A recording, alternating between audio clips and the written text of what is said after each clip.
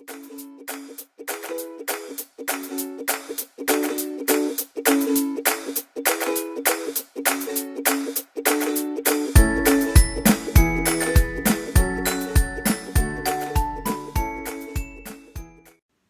gente, tudo bem? Bom, voltamos mais uma semana para falar mais um pouco sobre processo civil e hoje eu quero responder uma perguntinha aqui com vocês, né? Então vamos lá. Você sabe o que seria uma petição inepta? O que é a inépcia de uma petição inicial, né? Então, quando eu leciono, gente, é bastante comum a gente ouvir, né, quando a gente questiona sobre o que seria uma petição inepta, a resposta vira assim: petição inepta seria aquela petição inicial que não preenche os requisitos do artigo 319 do CPC. E na realidade, gente, né, não há como negar que quando a gente tem uma inicial que não preenche os requisitos colocados pela lei, há vícios, há problemas ali que a gente vai poder emendar, corrigir quando for o caso, né? Mas a inépcia propriamente dita, nos termos do CPC, ela vem definida ali pela lei, né? O legislador faz uma especificação própria relacionada à inépcia. Então, o que eu estou querendo dizer com isso? É óbvio que quando a gente ouve, né, petição inicial inepta, nos dá ali uma ideia, né? Essa expressão ela soa como algo que está errado. Há um problema nessa petição inicial porque ela é inepta, ela não é uma petição apta, não seria uma petição capaz de fazer com que aquela ação pudesse de fato tramitar de maneira regular. Porém, gente, a lei lá no artigo 330, o CPC no artigo 330, ele vem estabelecer as hipóteses de indeferimento de uma petição inicial e ele coloca a inépcia dessa inicial já no inciso 1 do artigo 330. Então, uma petição inicial pode ser indeferida se ela de fato for inepta e também em outras circunstâncias, mas se ela for inepta, a gente vai poder contar aí com o indeferimento dessa inicial. O parágrafo 1º do artigo 330, do mesmo artigo que a gente está se referindo aqui, ele vem conceituar, gente, o que seria uma petição inepta. Então, na realidade, a gente pode entender que a inépcia de uma petição inicial, ela tem a ver, né? Ela tem relação com vícios que aquela inicial eventualmente possua, relacionados ao pedido ou à causa de pedir dessa petição inicial.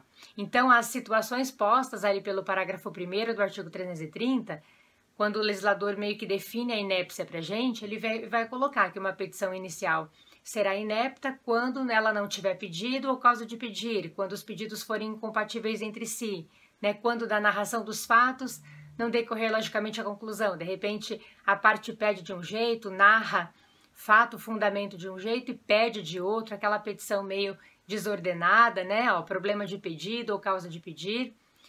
E a lei coloca também a situação de a parte fazer um pedido indeterminado fora das hipóteses estabelecidas pela lei, que a gente sabe que pedido indeterminado ou pedido genérico é só de maneira excepcional mesmo, porque a lei prevê que a parte faça um pedido certo, determinado, enfim.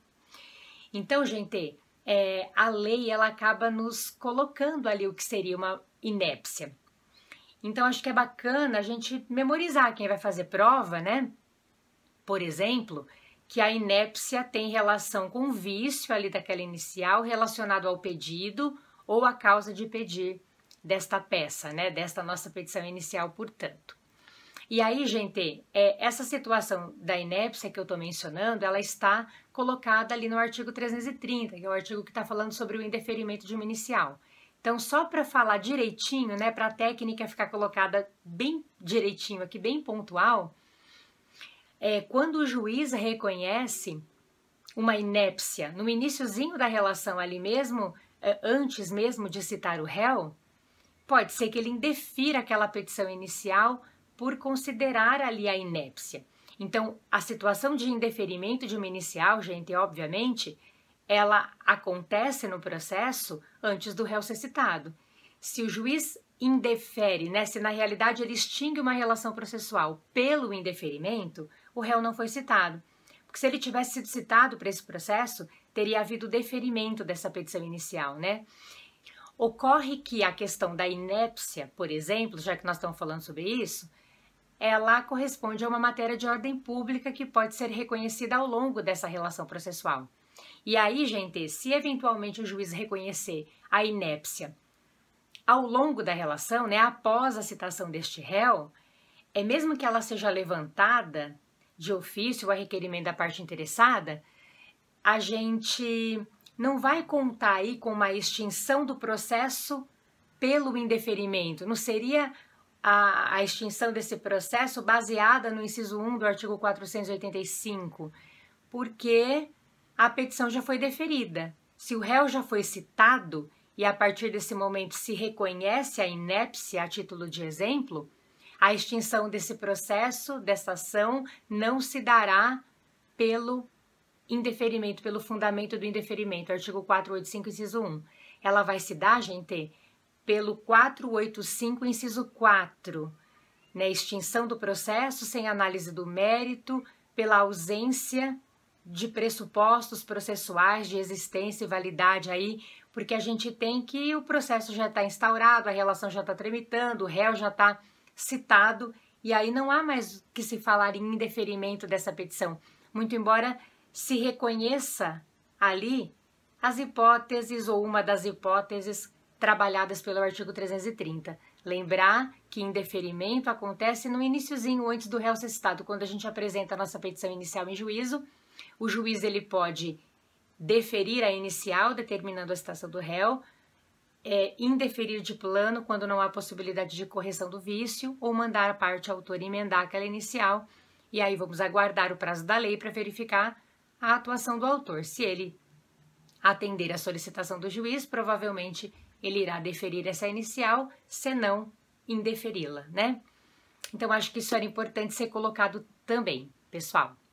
Tudo bem?